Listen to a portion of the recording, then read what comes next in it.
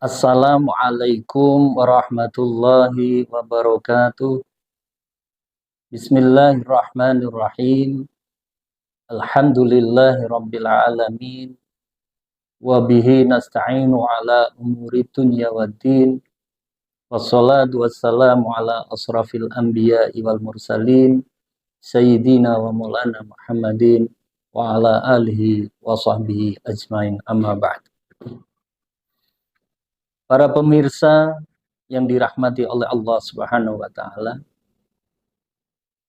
kita ketemu kembali di program Kurma yang diselenggarakan oleh Gerakan Pramuka Kuartir Cabang Kabupaten Purbalingga. Tentu hal ini kita patut bersyukur kehadirat Allah Subhanahu wa taala karena kita masih diberi kesempatan untuk bisa menjalankan puasa, dan mudah-mudahan puasa kita diterima oleh Allah Subhanahu wa taala. Sholawat salam semoga tercurah pada baginda kita Nabi besar Muhammad sallallahu alaihi wasallam, keluarga, sahabat dan para pengikutnya.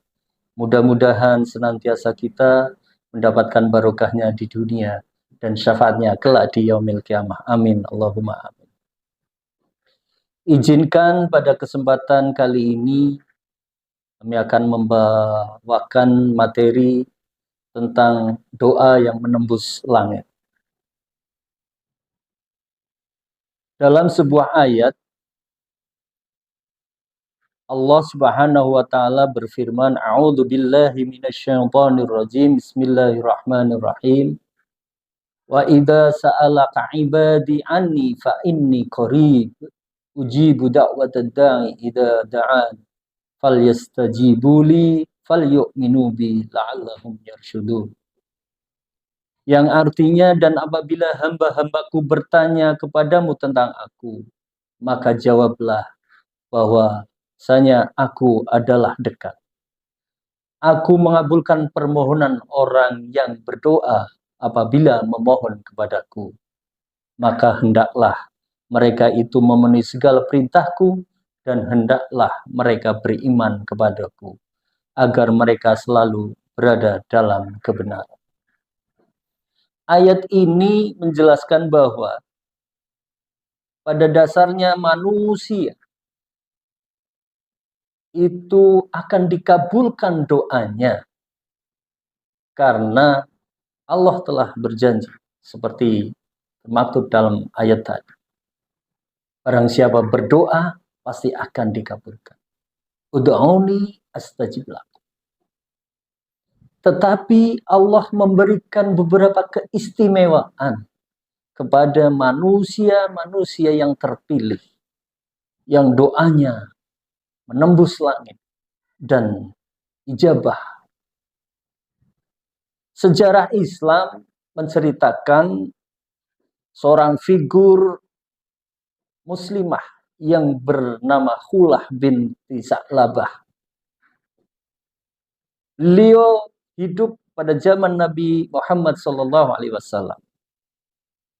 Mereka atau beliau adalah sahabat yang istimewa. Betapa tidak, ketika punya masalah dengan suaminya yang telah menzihor atau suaminya telah menyerupakan dia dengan ibunya, maka beliau mengadu kepada Rasulullah SAW tentang hal ini. Tetapi baginda Nabi, karena belum ada ayat yang menerangkan tentang hukuman zihornya, mengatakan itu belum ada. Maka Khulah berdoa kepada Rasulullah, kepada Allah Subhanahu wa taala, untuk menyelesaikan masalah ini. Maka ketika sahabat Khulah ini berdoa, sebelum beliau pergi, Rasulullah SAW menerima wahyu kaitannya dengan. Maka sejarah ini mengatakan bahwa pasti ada orang-orang yang diistimewakan oleh Allah Subhanahu wa taala agar doanya diijabah. Bicara tentang zaman sekarang, siapakah orang-orang yang doanya diijabah oleh Allah Subhanahu wa taala atau menembus langit? Dalam beberapa riwayat menerangkan paling tidak ada 3 golongan atau 3 yang akan diijabah doanya. Yang pertama adalah doa ibu. Ibu adalah orang yang melahirkan kita, merawat kita dengan susah payah. Maka Allah Subhanahu wa taala mengistimewakan ibu kita dengan janjinya bahwa doa ibu akan dikabulkan. Maka bagi kita, anak-anak kita, berbaktilah kepada ibu kita. Karena Allah Subhanahu wa taala telah berfirman, A'udzu billahi minasyaitonir rajim. Bismillahirrahmanirrahim. Wa waswainal insana biwalidi hamalathu ummuhu wahnan ala wahnin wa fisalu fi amani aniskurli wali walidayka ilayyal masyir. Kami wasiatkan kepada manusia agar berbuat baik kepada kedua orang tuanya. Ibunya telah mengandung dalam keadaan lemah yang bertambah-tambah dan menyapihnya selama 2 tahun. Maka bersyukurlah kepadaku dan kepada kedua orang tuamu. Hanya kepadaku kamu kembali. Ayat ini menerangkan betapa susah payahnya orang tua kita, mendidik kita, merawat kita. Maka Allah Subhanahu wa taala mengistimewakan derajat itu di atas laki-laki, di atas suami. Karena dalam sebuah riwayat, nama ibu disebut 3 kali, baru ayahnya. Doa ibu pasti dikabulkan.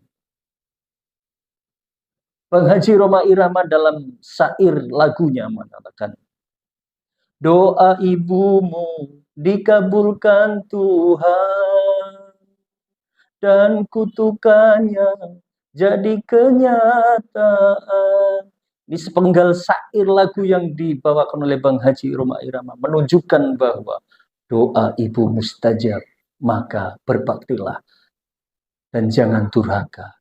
Apalagi riwayat-riwayat orang-orang yang durhaka kepada ibu pasti akan susah hidupnya. Seperti sahabat Alqamah ketika akan syakaratul maut, karena beliau durhaka kepada ibunya, beliau susah untuk syakaratul mautnya. Maka bagi kita yang masih mempunyai ibu kita yang masih hidup, mari kita berbakti kepada ibu. Dan juga ketika ibu kita sudah tidak ada, doakan terus agar ibu kita yang di sana tetap mendapatkan ampunan Allah Subhanahu wa taala. Itu yang pertama. Lalu yang kedua, doa anak perempuan. Anak perempuan doanya diijabah oleh Allah Subhanahu wa taala. Maka mari didiklah anak perempuan kita. Kasih sayangilah mereka dengan baik agar punya perilaku-perilaku yang mencerminkan syariat Islam.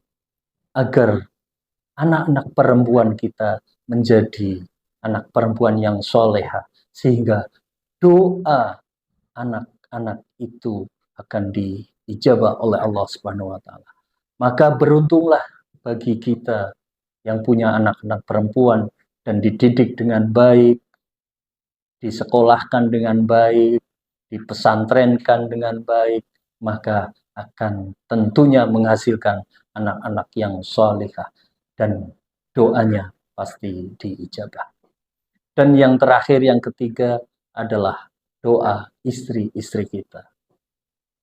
Ini janji Allah Subhanahu wa Ta'ala terhadap 3 perempuan-perempuan ini, akan doanya pasti diijabah. Maka mari kita berbuat baiklah kepada istri-istri kita.